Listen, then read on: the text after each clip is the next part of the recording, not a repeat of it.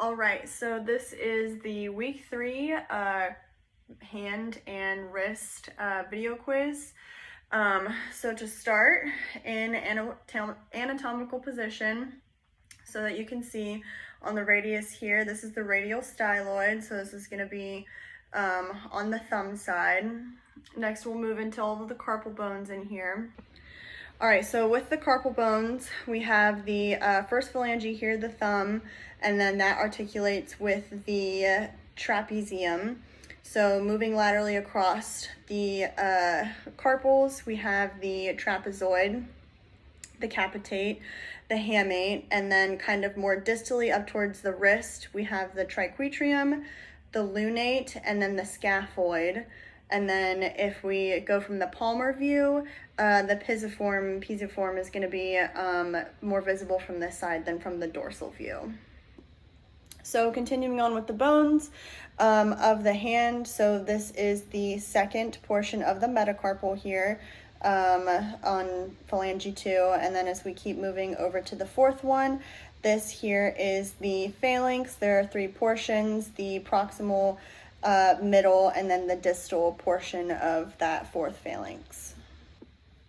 So now moving on to the muscles of the forearm and the hand.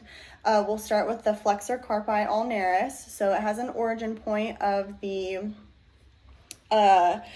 humerus, the medial epicondyle of the humerus, and then it runs down to insert on the base of the 5th metacarpal, or this tiny pisiform bone, and runs like this.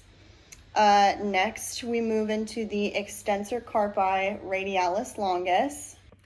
So with the extensor carpi radialis longus, we have an origin point of the supracondylar ridge of the humerus, so that would be laterally, and then it's going to run down to insert at the base of the 2nd metacarpal. It is on the posterior side, so it's part of the wrist extensor group, as opposed to that flexor carpi ulnaris, which was part of the wrist flexor group on the anterior side of the forearm.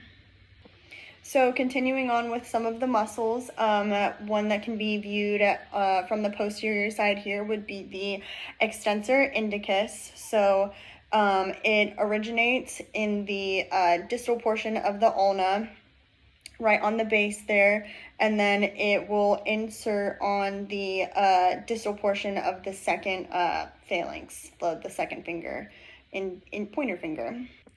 So for the last intrinsic muscles of the hand, we have the palmar interossei. So this one, specifically looking at the 2nd finger, it originates at the metacarpal bone, and then it inserts at the base of the respective bone that it's talking about, so specifically the 2nd one. So originating at the metacarpal and then inserting at the proximal phalanx of the 2nd finger. That is all of the muscles and bones for the 2nd, 3rd week wrist and forearm muscles. Thanks.